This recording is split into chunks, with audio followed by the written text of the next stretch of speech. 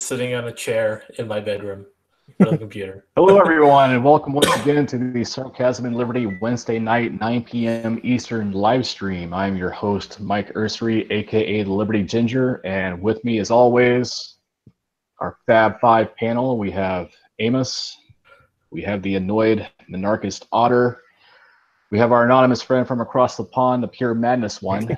We have meme master Michael, and we have the paleo libertarian. Guys, how are we doing? I still live here, What's up, so gang? shit.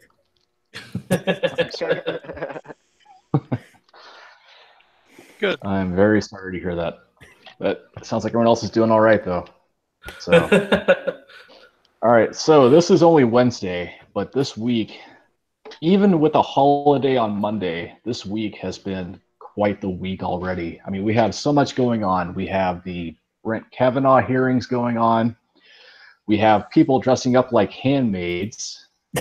We have Laura the Boomer Loomer protesting at Twitter Jack's congressional hearing. We have a new book about Trump that's coming out. Have you guys heard about that? Nope. Bob Woodward is releasing a book about the Donald Trump White House, and Donald Trump is not happy about that book being released. He's even unhappier about the op-ed. Yes, there was also that op-ed today in the New York Times. Yeah, I heard there was I heard on some news site, it was like an interview between Trump and the guy basically saying like, hey, why didn't you try and call me? He's like, well, I left it with all your assistants. It should have gotten to you. So it was basically, he seems like he wasn't happy, but it wasn't like, oh, he didn't have that bad of a reaction to it, I guess. So none of his assistants told him that Bob Woodward wanted to talk to him? I guess maybe, I don't know. I'm just going by what I heard in the interview, so it's like, the most famous journalist of the last 50 years. Yeah. Like Trump was being condescending, but he wasn't Trump being condescending? No way. You can't be serious. Trump being condescending? Oh, yeah. No way, not at all. Well, that's the usual. So that's expected. He wasn't saying. He was for his normal thing. Next, you'll tell me who prefers to be extemporaneous. Well, stop using big words. My brain can't handle it.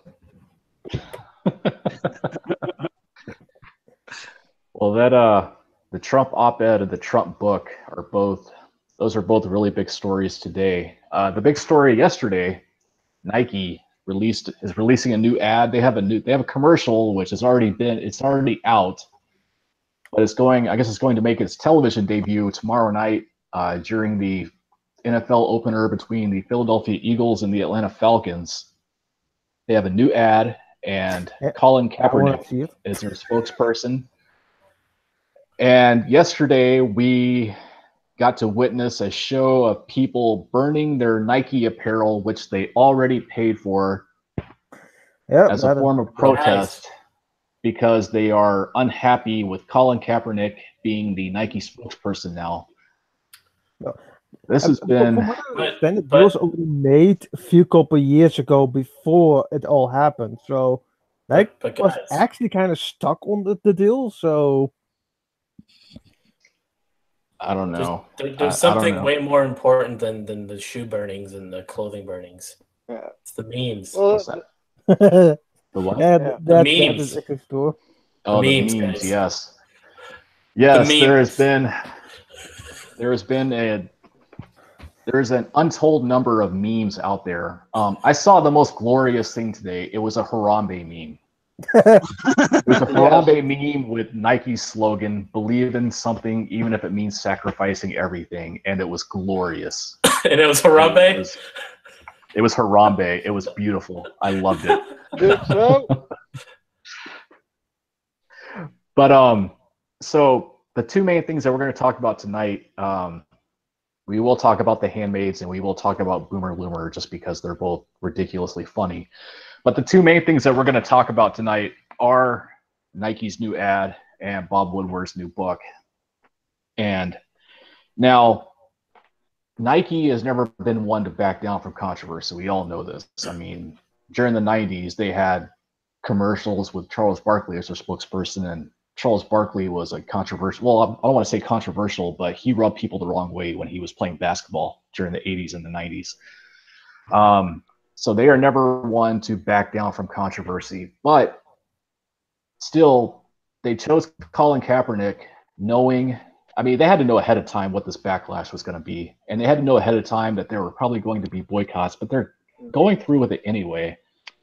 And you kind of get the sense that, well, for one thing, it's a boycott, so it's going to help Nike more than it's going to hurt them, because that's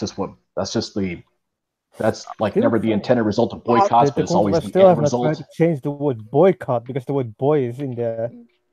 Yes. Like they would Yes, people caught. Yeah, Yes, and people that's caught. what they do in Canada. In Canada, it's person caught. Oh. On the note of the jersey sales, who was it? What company was making the jerseys last year during the whole flag controversy? When Kavanaugh's jersey,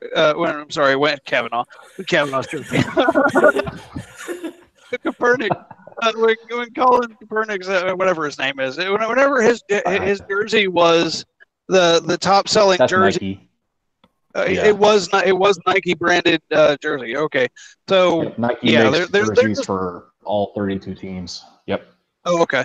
Okay, so yeah, this is just profit motive, and there's nothing more to it. He's letting himself be exploited if he's smart enough to realize it. Sacrificing everything by signing a huge multi-million-dollar ad campaign. It really gets you right there. I mean, when people talk about sacrifice, I think of people like Harriet Tubman and people who Rosa Parks, people who actually had something to lose, and You mean when they got their multi-million-dollar Nike ad deal?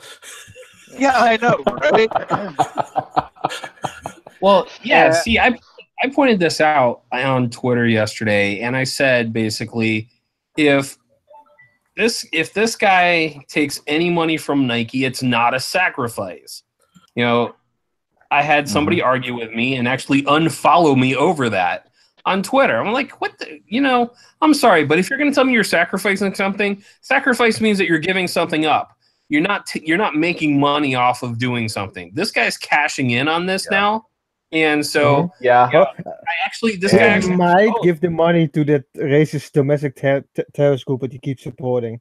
Yeah, exactly. And then doing that. Yeah, and then this guy says, "Oh, well, he's giving some of that money to charity. Do you give any money to charity?" Like, really? You're talking to me? Didn't we just do a live stream a couple of weeks ago where we sent my daughter to freaking Jordan and to help Syrian refugees, and we spent thousands of dollars doing that to send her there.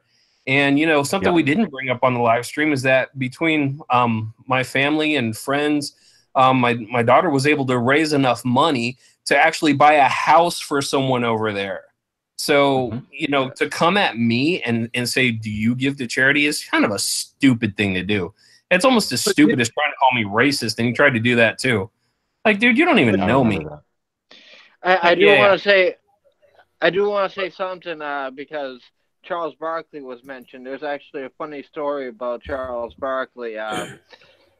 And you only heard the story if you actually saw the news on the first day it happened, because they actually pulled his quotation from the news afterwards because it was so embarrassing.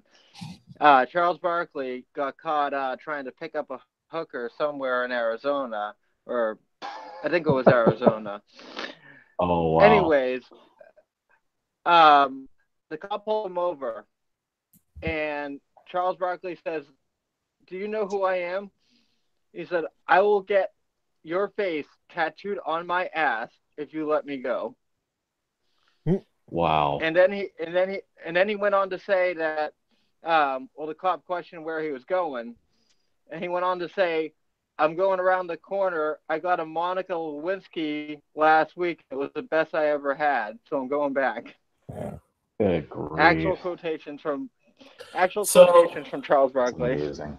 So you said. Sorry, I had to share that funny little story. No. I was just thinking. So what you're saying is with the whole Nike thing, like you were saying, people felt like Charles Barkley rubbed people the wrong way.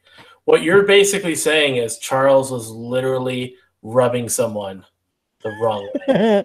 Yeah. Oh, someone. All right. Well, before this goes off the rails completely, let's get back on track. The things that we'll talk about tonight. Now, as far as the slogan "Believe in something, even if it means sacrificing everything." Now they're really getting at Colin Kaepernick's NFL career here, using the angle that because of his flag protest that costed him his career in the NFL. And that's up for much debate that we won't get into. But the thing that you want to talk about, now we found out yesterday that Nike had kept Colin Kaepernick under contract even while he wasn't playing, and now they're using him as their spokesperson, and this is really generating a lot of attention, which is going to turn into a lot of revenue for Nike. Wasn't it like an unveil for like their 30th anniversary or whatever it was, anniversary? So they kind of had him secretly working for them. A few years ago. The deal was already made a few years ago. Basically, they've been negotiating. Like he's been under contract with them. This is what it seems from what I read. He's been pretty much under contract, but they weren't going to unveil anything until their 30th anniversary. Mm-hmm. So you got to think about how much of this was actually just a publicity stunt to be a Nike spokesperson. Because, I mean, I know you said you don't want much debate, but the guy, I remember particularly picking him in fantasy, thinking like, oh, he's gonna have a good year. He's pretty good. Completely fucking busted. Yeah, he did, and he lost his starting job to Blaine Gabbert, but we're not going to get into that too much. But now Nike has this campaign out, and it's going to, Nike, there's a lot of talk about Nike stock yesterday. People were making it seem like Nike stock dropped. It really didn't drop by that much, and they're really expecting Nike to have a big fourth quarter because of this campaign, and they probably are.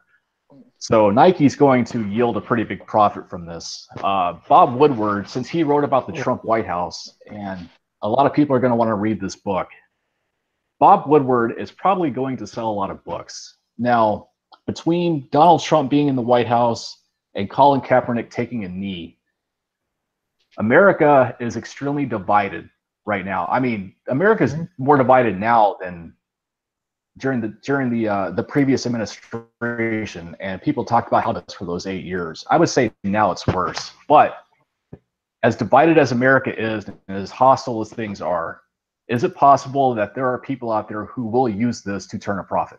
That's one thing that we'll talk about tonight. Well, definitely. There are definitely people going to try to turn it into a profit. You got to think of all. You got to think of all the other shoe companies that are going to get immediate business because everyone burned their shoes. Yeah, the people who are leaving Nike are going to go somewhere else, and they'll probably see something out of that. And on the stock, real quick, I mean, it's probably just the time of the year it is because, I mean, you already had back to school shop, and it's so it's probably just that regular drop anyways. It's between back to school and Christmas, so. Probably like a few months. People already forgotten about it. They're like, "Hey, let's buy Nike again." Who the fuck cares? Yeah, people. That's also going to happen. This Nike's going to profit with the jersey sales too, because whoever isn't buying a Kaepernick jersey is going to virtue signal by going and buying somebody else's. And like you said, Nike makes them all. So with that monopoly, how can they not be expected to make money? Exactly. Do they even have the Cap jerseys now? Because he hasn't played for anywhere in like a year. They probably. That's a good question. I don't know. That's a really good question. I mean, they can make them, but who would own the rights? I mean, a team has to own the rights to a jersey, as far as I know. That'd be an interesting thought. Do retired players get royalties for jerseys that they're selling after. They do. Yeah. Well, he's not retired. It's not like, like I'm a Celtics fan, and they had the Larry Bird jerseys and all that, and he signed on with some kind of contract for them to sell the jerseys. But my question is, who owns the rights to call him? Because he has to sell the rights to someone. He could sell it to anyone probably and make jersey sales now. But if Nike is still making 49ers jerseys with Kaepernick's name on the back, then I mean, he's endorsed by Nike, so he's definitely getting that. But I mean, whenever you buy a jersey, you're not just buying the name on the front, you're also buying the name on the back. So I think regardless, they see a cut of that because it's their name. So at least I think that's how it works. Yeah. Depends a bit what contract you have.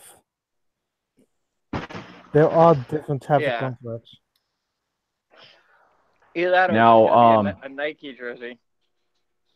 With this Bob Woodward book, I cannot afford Donald Trump. I don't care. Donald Trump was talking today, and he has suggested changing libel laws because he has said, and Sarah Huckabee Sanders also said today during a press briefing, that everything in that book is fictitious and that any information that was given to them was probably given by disgruntled former employees. There are a lot of former employees who are no longer employed in the White House. That's just the White House response to this book. I mean, you knew it was coming. You knew that White House response was coming. Lying. Well, so here's my concern. I was going to say my whole concern with it is he can say all he wants, but if he doesn't actually do anything, it's just Trump being Trump again. Of course. Yep. Trump is always that tends to be the thing. A lot of people on the left tend to have a lot of issue with it, what he says, but when you really look at policy, not a lot of his, braggadocious tweets don't really go anywhere except just as a tweet. Right. Well, the part of the problem Trump's motto is just trumpet. Yeah. Part of the problem is part of the problem is that while he has that office, though, he doesn't seem to understand that his megaphone is so much bigger that it can imprint such ideas into into people's minds about how, yes, we really should get this done, and then they go write their congressman, and then we've got some new converts into trampling a little bit on the First Amendment, and he speaks the same way that he did 3 years ago, 4 years ago, and it's he just never. I don't know that he's ever going. Yes, but it's the repercussions that he refuses to acknowledge about the power of his larger voice, and I don't know. I was going somewhere with that, but actually would make a good reason why we should not have a big government, because of buffoons like him. Well, exactly. But what happened? All it does is help the Libertarian Party more. But while he's speaking like that, it reaches a bigger audience, and the people who didn't like him is already going to find it to be a repulsive idea, right up until someone gets elected with a D next to his name. But there's going to be people that used to say, "Hey, I'm all for freedom and small government, blah blah blah," and while we're at it, let's make the government more powerful. Libel law. One of these. This is a non sequitur. This is an incongruity, and you're being swayed by some schmuck's big megaphone. You can already sue people for libel, so why the fuck do there need to be more laws for it? Well, because Trump said so. From the way I understand it, libel laws for a public figure to sue someone for libel, they have to be able to prove in court that the person who committed the libel did it intentionally, knowing it was a lie, and they did it to be malicious. So, as a Yeah, so like as of right now, for Donald Trump to sue Bob Woodward for libel, he would have to prove that Bob Woodward knew that everything in the book was a lie, and he did it with the full intent of hurting President Donald Trump. I mean, how could you make libel laws more strict or more severe? I mean, what are you going to do? Say basically change the burden of proof to raise it to a standard where it could be a lie and make that a crime? I don't know. That's you would have to introduce legal standards such into the libel laws that are on par with the criminal justice system of as far as the standards required to convict someone. You would have to introduce standards that go in that direction just to say something about someone. Or as how I know it. Snopes is going to be a federal agency. Well, for one thing, I mean, it looks really bad because, the book was written about Trump, and now he's talking about changing libel laws after a book about him has been released. So that right there should be your first red flag. And then as far as what Amos asked about how much more strict can you make libel laws, I really don't want to know the answer to that. Yeah, no kidding. Honestly, I think the law is just fine the way it is. And if President Trump can prove that it's libel, he can take Bob Woodward to court and he can settle it from there. I mean, you don't need to change libel laws. But if he were to get his way, would he stop there, or would he use this new power that he's gotten and go even further?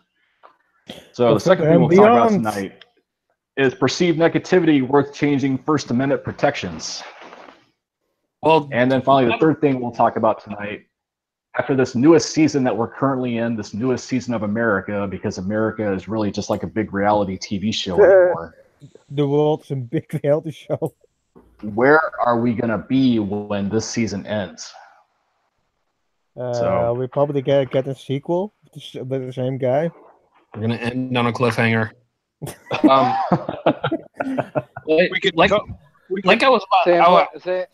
I was about to say. I am at the end of every. Oh, go ahead. I was about to say, you got to remember, during the campaign, Trump was saying during the campaign that maybe we should relook at these libel laws then. He's been talking about this for a few years. He wants. I mean, if you look at his track record and with his companies, I think when he was elected, his companies were involved in something like 3,000 different lawsuits. Trump loves suing people, so for him to want to change libel laws, it's just another way for him to get back into court and sue people, and it's just who he is. Right. It gives him more attention. Well, yeah. What were you going to say? And sorry. It's also a way that he uses to bully people, because you got to think about it. The average person can't afford hundreds of thousands of dollars in attorney's fees, whereas if you're a multi-billionaire, it doesn't affect you that much, and you crush your enemies by burying them in legal fees. So if he does get his way and change these laws, then you end up with people that will be afraid to speak out anymore with the threat of being sued over anything and everything. So this is a huge mistake if anyone goes along with this nonsense. Honestly, I don't think it will change. I think another thing that'll probably blow over. Michael, what did you want to say? Oh, I kind of lost track of what I was going to say, actually. Completely. Okay. Well, we were talking earlier, and there was one thing that you said that you wanted to say about this whole Kaepernick thing. So going back to our first point about, as far as turning a profit, there was something that you said you wanted you wanted to address about Colin Kaepernick and about Nike. Yeah, I kind of a little bit where I was saying, he's been contracted this whole way, so how much of this is actually a stunt? All right, we are losing you. You're cutting in and out. Are you there? Technical problems. I would guess it's more cellular data on his end. Okay. All right. Hopefully, he comes back to us. Yeah, this whole thing. Now, Colin Kaepernick he hasn't played in the NFL. I don't even know if he even played in the 2016 season. I can't remember if he did. Yeah, he played the 2016 season. He didn't play at all in 2017, and it looks like he's not going to play at all in 2018. But he has been under contract this whole time with Nike. And as far as the sacrifice, like I said before, they're going to use this as he sacrificed his NFL career for his protest, but while he sacrificed his NFL career, he hasn't really, well, at least you could say that he hasn't really sacrificed, because he's still being paid by Nike, and now he's the spokesperson for Nike. He's going to be in a commercial that's going to premiere tomorrow. So you can't call it a sacrifice either when you're turning down contracts. Quick question. Does anyone know who is the competitor to Nike? Reebok, Adidas. Reebok, Adidas. Adidas or Under Armour. Under Armour, yeah. I'm just thinking, what if one of them did an ad with another football player and said, sacrifice nothing, even if it means getting paid all the money? I don't know if any football player that would go with that. Yeah. I know, I'm just saying. A lot of people are going to flock to Adidas, so... I don't know of any football player, because the NFL seems, well, at least as far as the players are concerned, the players seem united behind Kaepernick. So I don't know of any NFL football player that would go with that, but that would be interesting. Actually, this isn't NFL, but I guess this would be considered a competitor, and I haven't checked in on this, but the baller brand, what's his name, LeVar Ball. I guarantee he's gonna be the one to say something stupid about it. He's gonna go in on an interview and talk all this shit about Colin Kaepernick, because that's what he does. Oh, I don't know if his brand would die if he did that.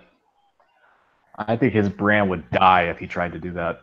LeVar Ball has gone toe-to-toe with Donald Trump, and he's tried going toe-to-toe with Michael Jordan, but I don't think he would touch that one, to be honest with you. And LeBron, and LeBron James. If he's going after Trump, Michael Jordan, LeBron James, why is he go after? That would probably be that. I mean, going after those three was great publicity for him, but going after Colin Kaepernick when Colin Kaepernick is doing a protest for civil injustices that he's concerned about. That's what he claims. But I think that inside the fucking racist domestic terrorist group, what does the complete fucking opposite? Kaepernick is clearly fucking lying out of his fucking ass. Well, either way, I think that would really hurt. And that's the thing about it, that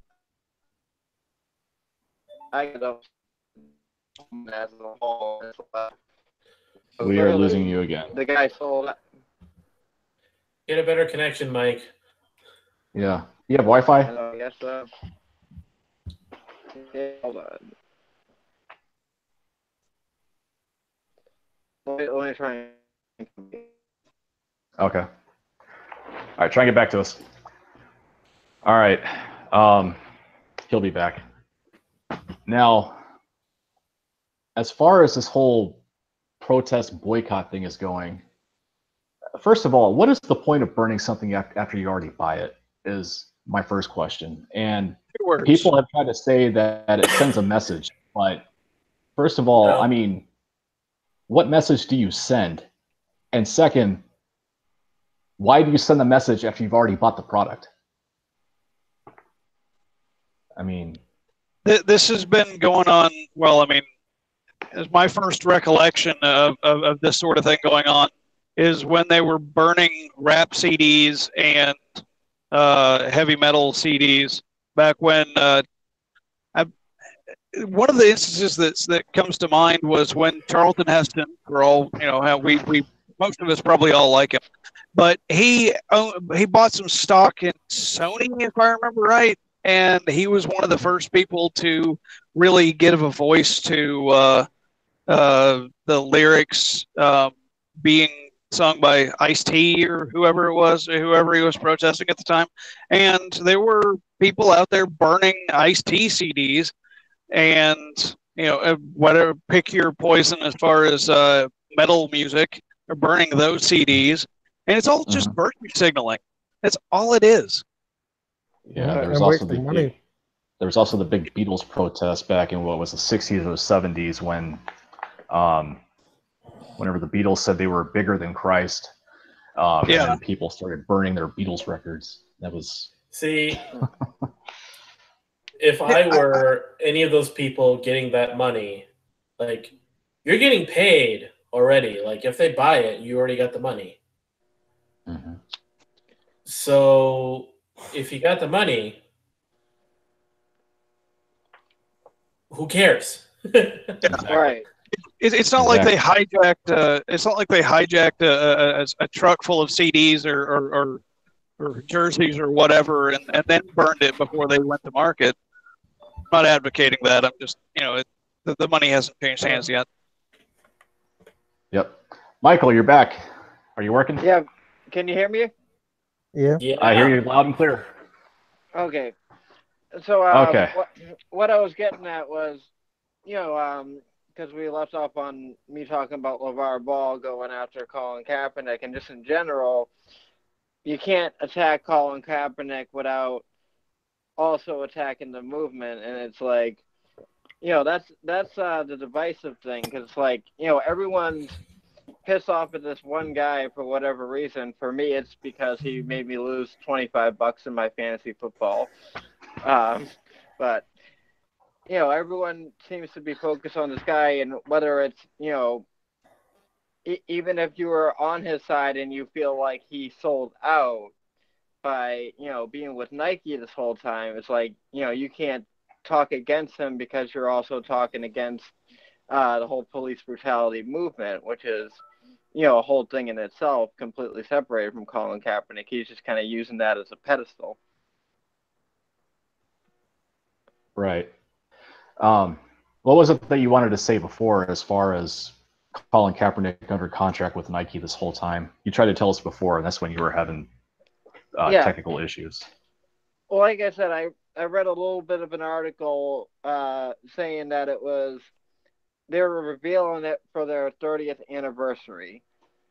So it sounds like he's been in cahoots, at least in cahoots with them. That's a good word to use, right? Maybe not under a complete contract, but maybe getting paid on the side, like saying, pull all these publicity stunts, because maybe they were talking to him when he was a better player, and when he stopped being such a good player, they're like, okay, well, you can just make publicity stunts for us, and we'll pay you afterwards after your name gets big again because of all the crap you're pulling. The word you're looking for is collusion. Right. Yeah, that one is now so muddy that actually lost its meaning.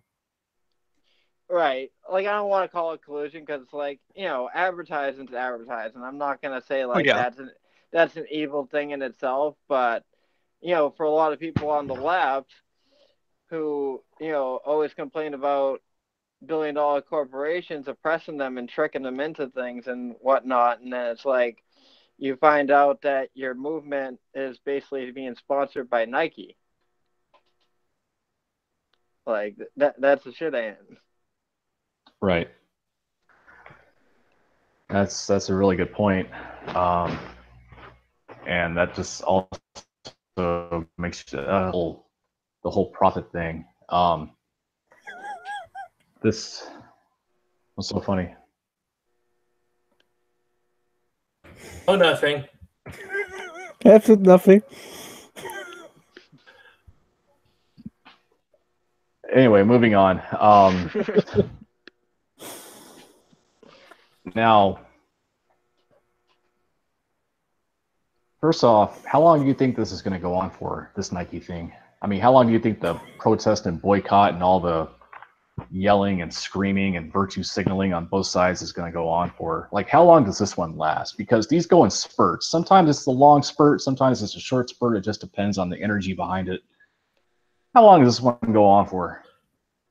Week? 2 weeks? Probably not that long in the initial thing, but maybe as things progress and, Colin Kaepernick's like doing appearances and stuff, like, not just like Nike appearances, but like, going on like the Late Show and, that's spreading more bullshit than lies. Yeah, so that's gonna escalate on a different level, but I don't think it's gonna be the talk of the town for much more than a week. You'll have the little tiny eruptions, like I said, when he goes on to like the Daily Show and whatever else. When is the Brett Kavanaugh vote? Like, when does the Senate vote to confirm Brett Kavanaugh? How many more days are scheduled? How many more days of hearings are scheduled? I don't know. I thought it was just 1 day, but apparently they had another hearing today. So I think there's a couple more scheduled too. Okay. Well, let's just say that if the Brett Kavanaugh vote is Friday, then this is going to be forgotten by Thursday night, because by Friday morning, once that vote starts and after it, that's all you're going to hear about from Friday afternoon all the way through the weekend, and who knows how long after that. So yeah. They'll schedule the vote they'll schedule the vote in the full Senate after the Judiciary Committee and related committees have a chance to assemble a report, present it to the full Senate. I think that's how that went. That they're probably gonna they probably have it in mind, the Democrats anyway, have it in mind to give him enough hearings to bork himself. Okay. Have you guys actually looked into Kavanaugh? Just to see, like... Not a lot. I have a little bit. Did you watch any of the hearings? I did not. Yeah, I watched a little bit of it. I watched... Oh, go ahead. Yeah, I caught part of one of the hearings today while I was at lunch, and I forgot what senator it was, but it was some Democrat, and he actually asked Kavanaugh, "What is the dirtiest job you've ever had?" And I thought to myself, what has this got to do with anything? This is the stupidest damn question you could ask. Was it Feinstein that asked? No, it was. Yeah, I hate to say it like this, but it was an old white guy, so it was like could have been half of the freaking senators there. But was it Schumer? No. Please tell me it was Schumer. Schumer would ask a question. No, all I know it was a Democratic senator. He asked him what was the dirtiest job he's ever had, and Ted Cruz said something, and he was spot on. He said none of the Democrats are going to vote for this guy anyway, so all they're doing is just wasting time and posturing. And he's absolutely right. They're just absolutely. And here's the thing. As a taxpayer, because I'm one of the 55% that actually pay taxes, as a taxpayer, I'm watching my money being thrown away with congressmen that sit around wasting everyone's time. Yeah. That's all what it's good for, wasting time. Wasn't it Feinstein that asked him if he'd ever made a pass at someone? What? Yeah, I was listening to it on the news earlier. I swear it was Feinstein's voice. But some female Democrat asked him, have you ever said anything remotely, since you turned 18 or something, have you ever said anything remotely sexually harassing or blah, blah, blah, blah, blah? This is social justice infiltrating the fucking justice. Like, most people but there were protesters that were disrupting it. Why the fuck? Well, whoa, hey, come on. Let me put it to you like this. Right now, we're watching before our very eyes the deterioration of our society. if you go back and you look at just look at photographs from the 1920s, 1930s, 1940s, look at the way that people dressed. They dressed respectfully and they dressed with dignity. And they spoke the same way. Yeah, exactly. And in the 60s, things started to change. Now you look at the average SJW, you look at the average person that's walking around today, and not only is this country become obese and they don't care about their physical appearance, but they don't care about their outward appearance and the way they dress either. And also, it's the language is being deteriorated to the point where we're bringing up the stupidest things in Congress during a congressional, I'm just going to call it an interview. You can call it a hearing, but it's kind of an interview for Supreme Court justice. And they're not even asking pertinent questions. They're asking things that will just hopefully get them some votes when they use some of these sound bites for their campaign ads, which will be coming up in a few months, and probably, you know, for their competitors, like, oh, hey, look, your senator asked the tough questions. This is the person that you want to reelect. You know, it's all just posturing. It's all just garbage at this point. And Absolutely. when you see these things that are happening, and my wife and I were watching TV earlier today, and there was a commercial for Rick Scott for Senate. And he says something in his ad that I have to agree with 100%, is you need to end the career politicians, because these people that sit there for 20, 30, 40 years, their seats are almost guaranteed, because statistically the incumbents win more often than the newcomers once they get into Congress. So they don't have this fear of, oh, I'm going to lose my job, or hey, I need to do what I came here to do and then go away. It's, oh, well, let me try to further my own stupid agenda, and I'll rally up my fan base by asking somebody the question of, oh, have you ever hit on somebody while you were in office? Did you ever flirt? Did you ever, you know, as an adult, not even in office? We're talking about since he left high school. He should have said, no, I'm not a Democrat. Well,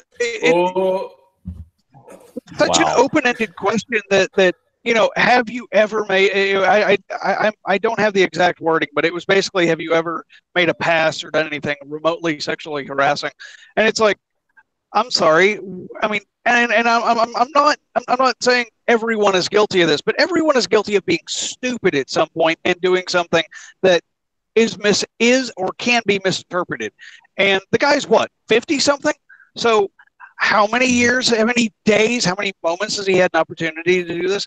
And so, on the note that Paleo was talking about, you know, it really speaks to anyone with a sense of decorum or professionalism, or just in general a modicum of intelligence, the way these representative senators all speak in a way that appeals to the most base of humanity. You know, it's becoming idiocracy, and we did not see this coming so soon.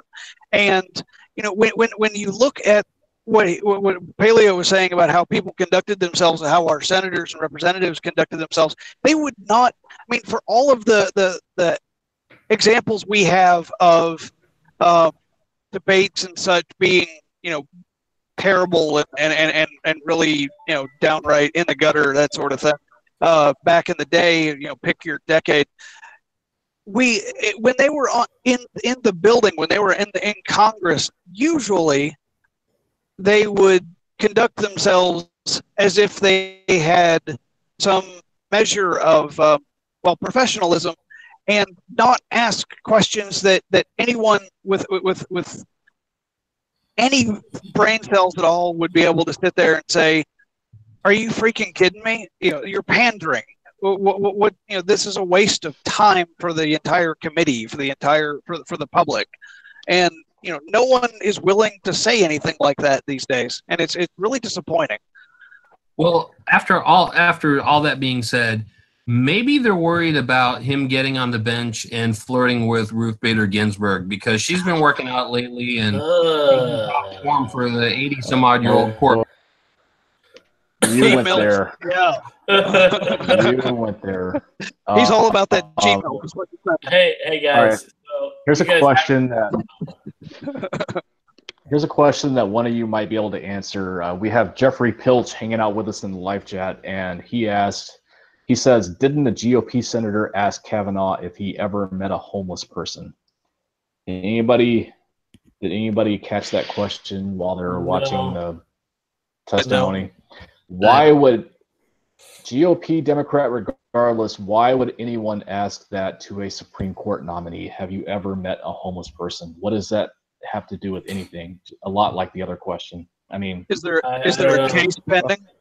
The Democrats don't give a fuck about them, so I don't think there is any case pending regarding the homeless. Nothing that I know about. That's my only theory. We had one in Arkansas about a law that was passed here briefly, and then with the whole San Francisco and Portland thing, with the homeless there. That's the only theory I have on it, is if there's a case pending or there's one being, they're forecasting to come up. Well, even if there was a case pending, I mean, why does a Supreme Court justice have to know a homeless person to make a fair decision regarding that case? I mean, virtue signaling about feels. I like how the otter here basically said we're living in a sort of a idiocracy. Have you guys all seen that movie, by the way? Yes, of course. I couldn't help but think social justice. It's what politicians crave. Yes. Right. Yeah. A few years from now, Idiocracy is going to look like a documentary. Yeah. I've contended it's not just. It used to be a documentary. Now it's downright hopeful. Now it's aspirational for where we're headed. It's futuristic nonfiction. Yes. Oh well. So anyway, well, here's the thing: is that we began talking about free speech and libel laws, and so I understand that there are times when people should be able to say anything that they want and get their point across, get off whatever's on their chest, and get it out there. But at a time when you're supposed to be sitting as a member of Congress, and we tend to forget at times that these are all public employees. These people are supposed to work for us, which I don't think they even look at it that way anymore. But we pay their salaries. They're supposed to be working for us. And at some point, quite honestly, they just need to do their job and be professional about it. And I think that's part of the problem as well, is that they don't see themselves as actually being, public employees. They don't see themselves as being held accountable to the taxpayer anymore.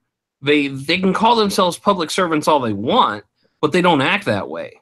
And that's a huge part of the problem, is that they basically have, and I hate to say it like this, but it's kind of true, is that now members of Congress have an entitlement attitude.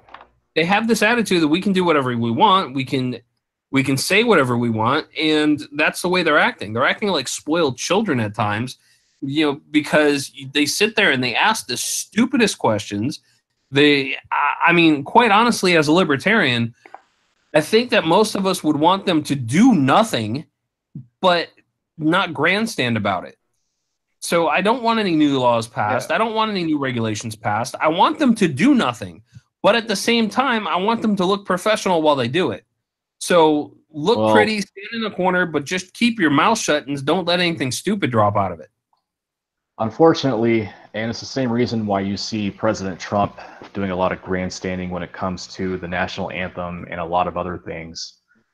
It keeps, I want to say it keeps all voters excited, but it keeps their respective base excited. I mean, the left is keeping their voters excited. I mean, midterms are a little less than 2 months away, or maybe it's right about 2 months away. But midterms are coming up really soon. They have to get the voters on the left excited to try to take back the Senate, maybe take back the House, and then they can start talking about bringing back their agenda. President Trump is trying to keep the right excited so that the GOP can keep the majority in Congress.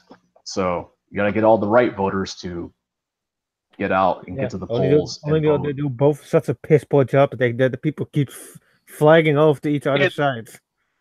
Well, in maintaining notoriety, they increase their celebrity in a way, and thus increase their possibility of getting reelected. One of the things that I think we all fail to. Well, we keep having these aspirational visions of what these people are supposed to be doing, and being our representatives and senators. And what we don't really want to acknowledge is that in their mind, their reelection is job number one. That representing us is job number two. Everything that furthers the reelection is priority number one. And gaining notoriety for asking a social justice question or a whatever question, or using that guy whose daughter died at Parkland as a political prop, is all to further the end goal of reelection and gaining campaign contributions and lining their pockets later on, getting that cushy job somewhere. Yeah. To add Call on me a what cynic, Otto but this is going to get worse the closer we get to midterms. Oh, absolutely. Call me a cynic, but But Otto was saying about job number one is get elected and job care. I think this is also where America kind of fails itself in a lot of ways, as just listen to the camp and then they don't do any follow. Like, I live in Massachusetts. Everyone votes for Elizabeth Warren because what she's trail. And it's like, do you know her vote? All right, yeah, just keep listening to the speeches. Vote for her is a vote you throw away. Real quick, Mike just had me look over into the live chat real quick. So he was talking about the Chinese and American Exclusion Act, where but basically we're talking about social justice here. The best way Chinese people deal with social justice: keep their head down, do what they're best at, make money, and be successful. That's the best social justice. Be better than everyone else. Yeah. Rise to the challenge and overcome the issue. You're not gonna do it any other way. You have your people that serve as activists. You have your people that do their thing, but the social justice we see today is just a bunch of BS, really. They're a bunch of crybabies. It's virtue signaling. It's social justice for the sake of virtue signaling. It's not social justice for the sake of progress.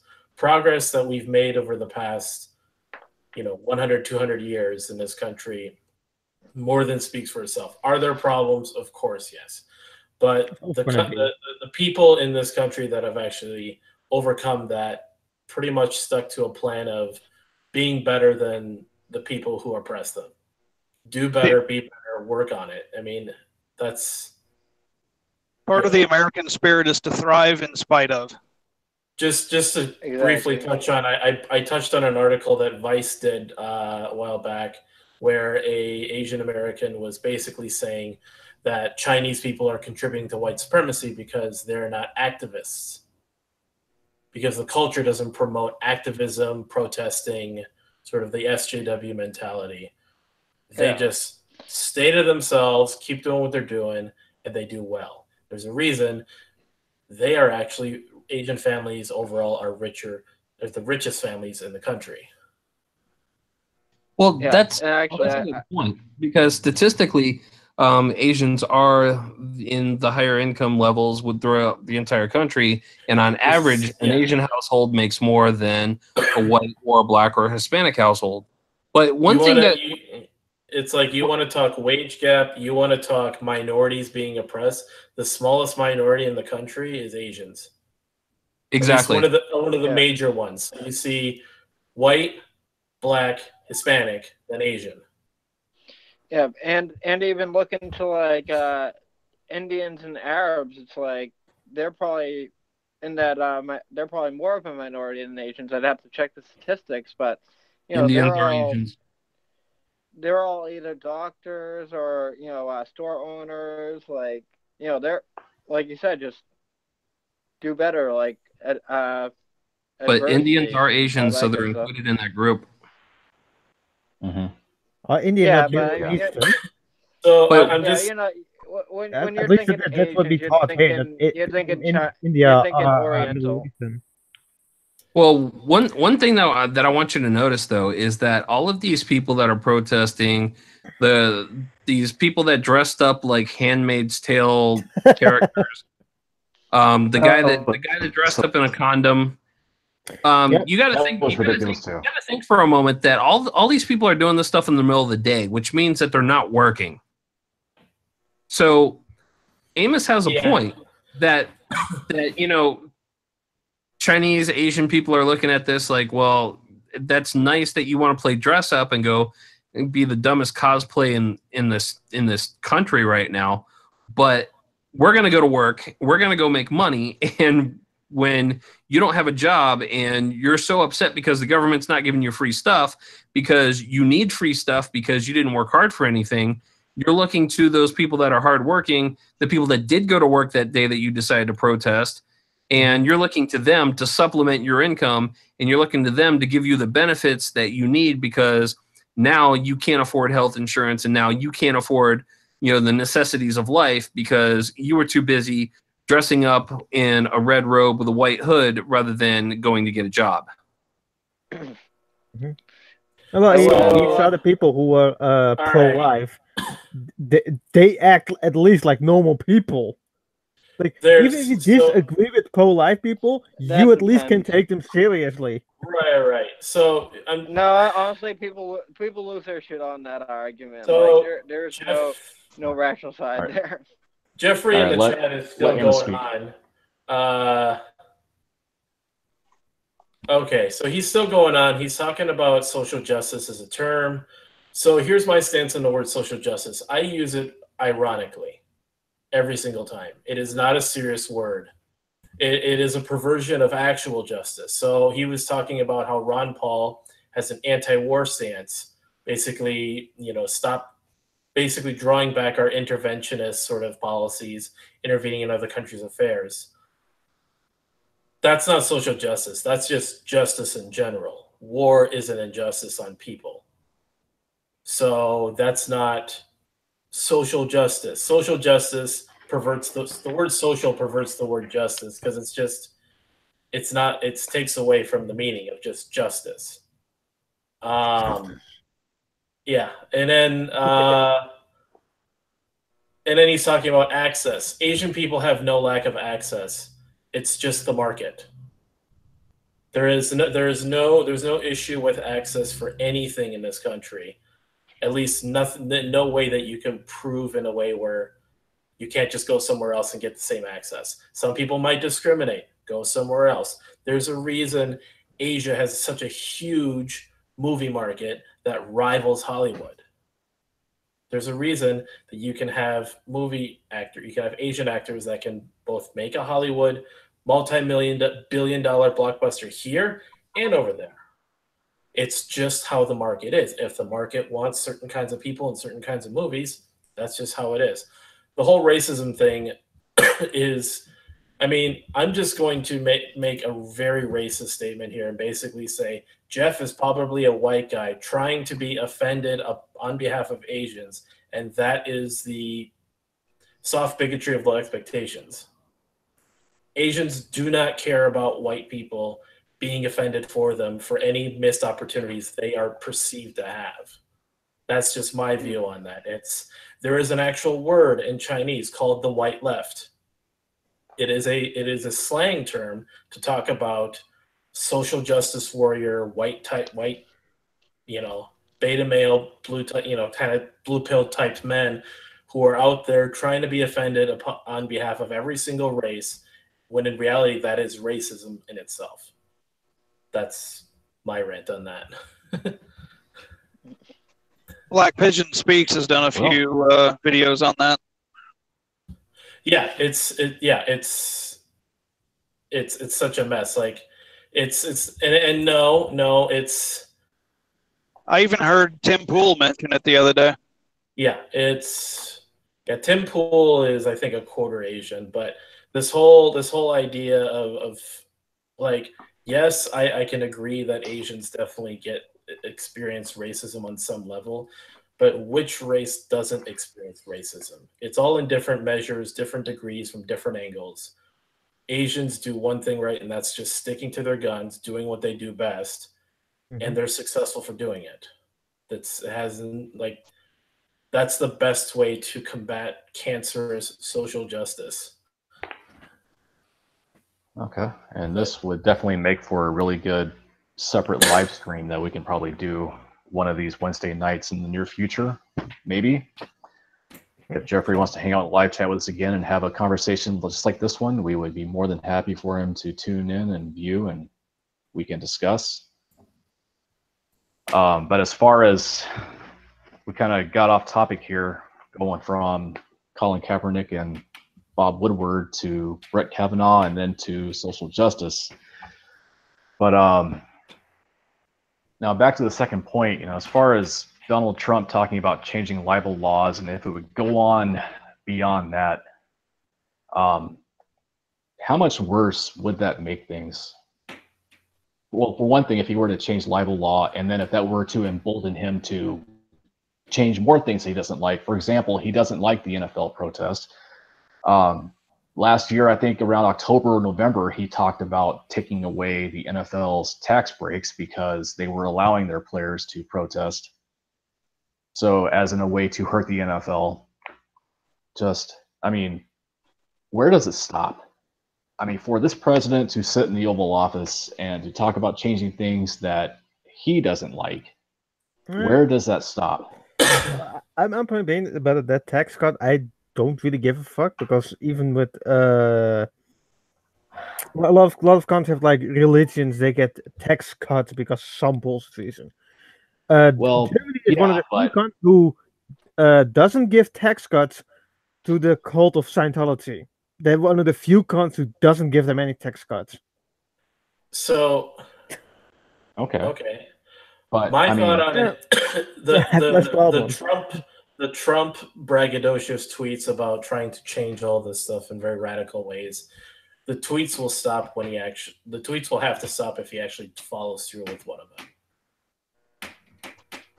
If he isn't doing anything, if he hasn't really followed through with the tweets that he's just tweeting for tweeting, yeah, it's not the best move, but it definitely gets people having conversations about things. Now, if he actually tweets about something and then within, let's say we look back on today and he, talking about his libel laws tweets, somewhere down the line he actually does something, then it's like, okay, now we got to kind of look at how much of this is he going to follow through with? What is he actually going to do? He still hasn't built a wall yet. Right. Just one of the first things he's really... They are busy with the way they Right. But I'm just saying, it's the wall. For everything he's been claiming he's going to tweet about and do about, there's no wall yet. Just realize that. So it's not as easy as just he tweets it and it's going to happen. It's just he tweets it, he gets people talking about stuff. We have a stream about it, and it gets topics rolling. That's really what we're getting out of it.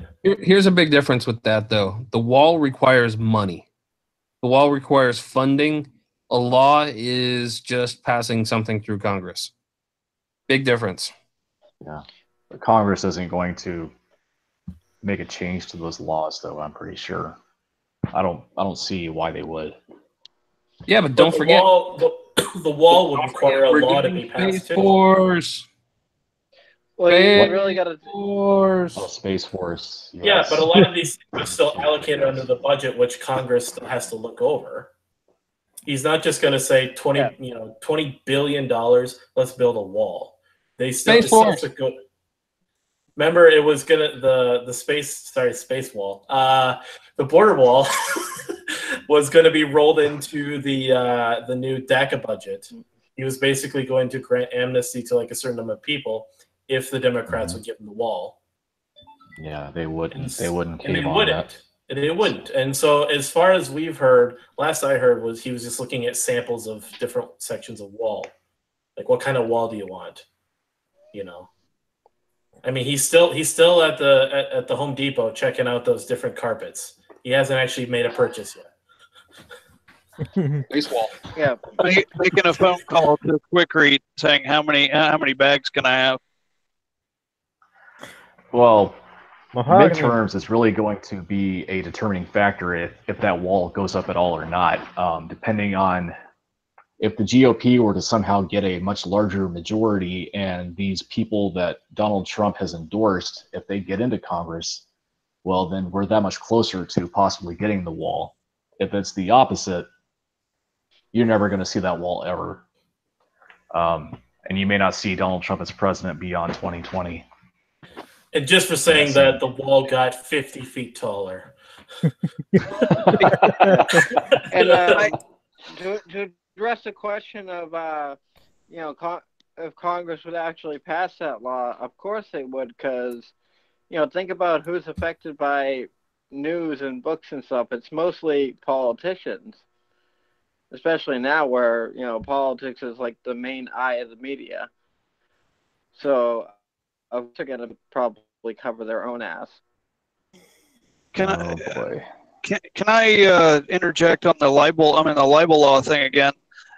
Sure. Do we have any history buffs here that can correct my trying to draw a foggy line to not just the Sedition Act during the Adams administration, I think, and the Sedition and Espionage Acts of 1917 and 1918 during Wilson? How he locked people up for saying anything that was vaguely anti-government. And it just seems to me somebody needs to send Trump some wiki links to some wiki articles, links, not leaks. Some articles, to Trump saying, "Hey, you're treading dangerously close over here. You want to cut that shit out?" I was drawing a line in my head to it, and I wasn't quite sure if that was, well, not to say connected, but if the dots were pointing in that direction, or should be. Anybody else study history? Okay. I'm not sure. No. All I remember was from the John Adams miniseries on HBO where they talked about the Sedition Act. I need to finish that. It's a good miniseries. Basically, it was just something about. I'm like literally reading it now. It's just Wilson went nuts with it during World War I. So let's see here. Alexander Hamilton and the Federalists took advantage of public wartime fears and drafted and passed the Alien and Sedition Act. So basically, they were aiming. It was the first real like anti-immigrant thing we did, you could say. Yeah. But the Sedition Act then and the Sedition Act of 1918, Wilson was locking up people for saying, "Hey, I don't like the draft. Basically, I don't like this. I don't want to go to war with Germany or whatever." There were like I said, in my head, I was drawing a line to the how dangerous it is to criminalize speech, and how Trump seems to want to increase the criminalization of speech. So I don't know. Yeah. I don't know. I think we can all agree there. This season of America is definitely getting much more intriguing with those tweets, with Bob Woodward's book, supposedly about what life is like inside the Trump White House. What is it? His tweet, I think he made them just to piss off the left news media. just to give like, oh, look at this shit, look at does this it shit, too. and then just buy it anyway. Yes, he does that as well. Owning he the definitely libs. does that. He does do that just to get he does get that to get the Democrats and the media talking about some things. And I mean, really, it's all just a show. I mean, I'm not saying it is a show, but it all seems like just a big show. And we're all just sitting here with our popcorn watching it. As the founding fathers turn. Yes. They keep turning and turning fathers. and turning and turning and turning. I'm just thinking the first few seasons of America were pretty good, and then it got a little weird. And now it's like, I mean, we're on season 242, guys. So yes, the longest running show in history continues to roll on. That's I mean, we are getting the new season every year on DVD box set as a result of our tax dollars. Yes. And you have to think that midterms are the finale of this season that we're currently in. And then when the next Congress is sworn in January, that is the beginning of the new season. So a lot of things to look forward to, a lot of things to watch, and plenty more face palming and eye rolling are definitely in the works. We thank everybody for joining us for this live stream tonight, all the things that we talked about. We hope you can join us again next Wednesday. The same panel. We all plan to be here once again talking about whatever, who knows what's going to happen by next Wednesday, because you just never know. It's amazing. This day and age. As with every live stream, the things that we do know that will be around, and we'll make sure that they are always around. Life, liberty, and sarcasm. Good night, everyone. Bye. Night.